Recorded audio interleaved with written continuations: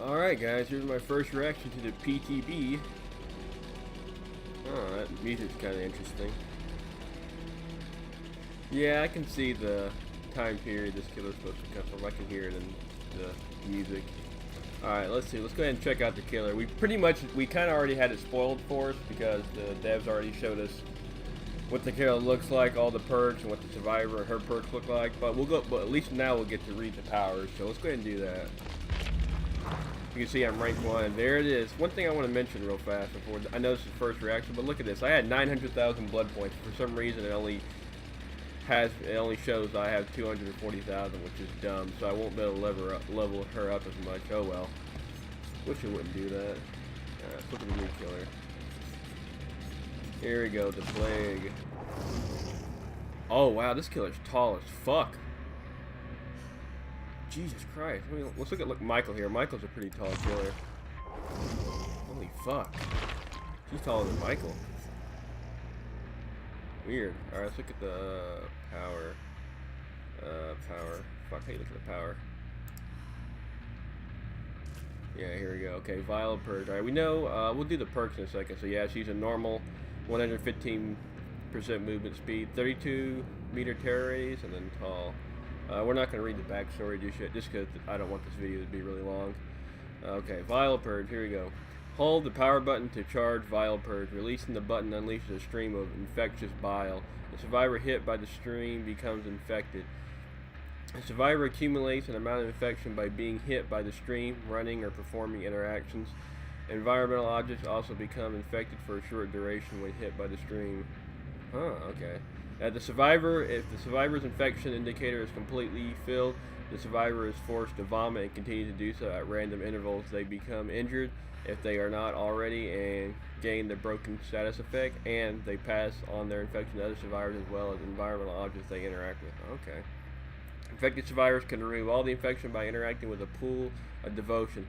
This blocks it from further use by other survivors. If the survivor is injured, they become healthy. If all pools of devotion are corrupted at the same time, all pools of devotion revert to their clean state. The plague may consume the corruption at a pool of devotion that has previously been used by a survivor. This removes the corruption from the pool and transforms Vile Purge into Corrupt Purge. Corrupt Purge instantly damages any survivors hit by the stream, but does not apply infection. This effect only lasts a short duration. Okay. So she's somewhat kind of like a little bit like Doctor, maybe a little bit of Clown, but her power seems a lot more in depth. Like there are a lot more elements to her power. I'm not sure what her tier is going to be. As many of the veteran killer mains know, how viable a killer will be is based on how quickly they can down a survivor, or in other words, their chase potential. Does she have good chase potential? Now that may not be the case here. Maybe just her power is so robust that it allows her to be effective even if she doesn't have super great chase potential. I don't know.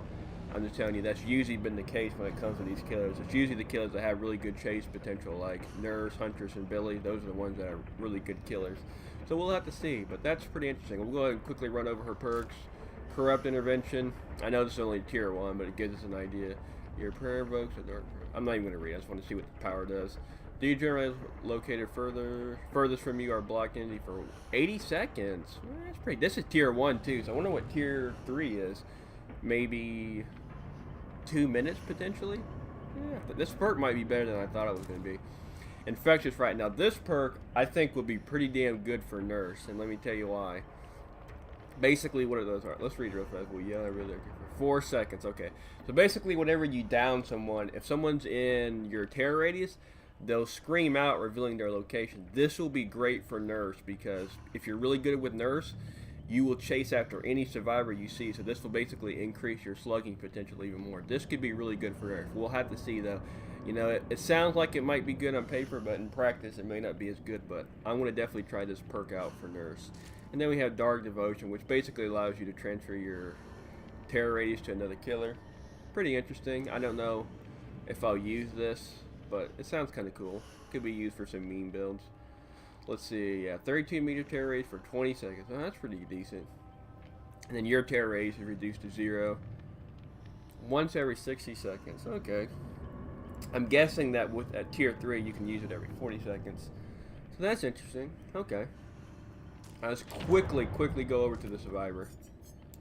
Just check her out for a second. Here we go, Jane Romero. Interesting, yeah. Everybody was making jokes about her thickness. Go ahead and take a look at this. Let's go ahead and take a look at her perks, though. Alright, not going to read the backstory, just want to look at the perks. So, yeah. So right here it says a 40% conversion rate. Basically, whenever you're healing another survivor, you can heal yourself up to 40%. So I'm guessing at tier 3, you can heal yourself up to 50%. So right here it says 40, but I'm guessing tier 3 is 50%. Poise. After a generator is completed, you leave no scratch marks for 6 seconds. Honestly, those scratch mark perks aren't all that great, to be honest. And this one seems like it's probably not that great either. I'm guessing tier 3 is probably 8 seconds. And then head on. Now here's the exhaustion perk. Setting a locker for 3 seconds. Yeah, you can burst forward and stun the killer for 3 seconds. So obviously at tier 3, the exhaustion will only be on a cooldown for 40 seconds. So pretty interesting perk here. I could definitely see the Dwight mains using this. But overall, her perks are kind of... Solidarity might be pretty decent if you're someone who heals a lot. Although, I'm just going to stress this point right here and now. Honestly, when I play Survivor at rank 1, I don't really heal that much. Usually when I get injured, I just go back to repairing generators because I almost always run dead hard. So that's kind of how I play. I don't really heal that much unless there's 2 people with me and we can heal up really fast.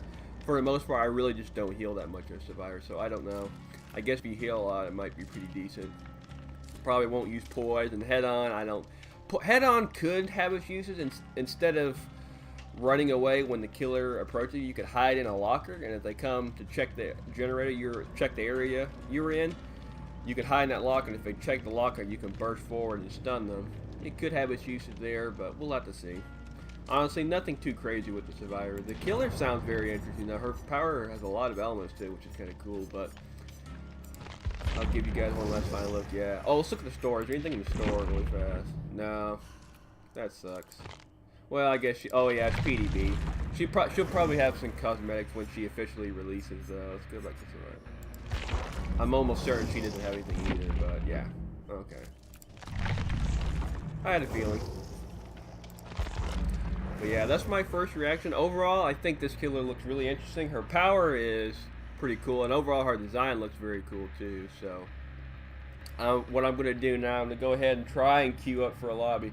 Knowing the PTB, it'll probably take me 30 minutes to find a game. As you can see, I'm rank 1, but we'll go ahead and give it a try. Anyway, hope you guys enjoyed my first reaction, and I'll see you when I start up my first game.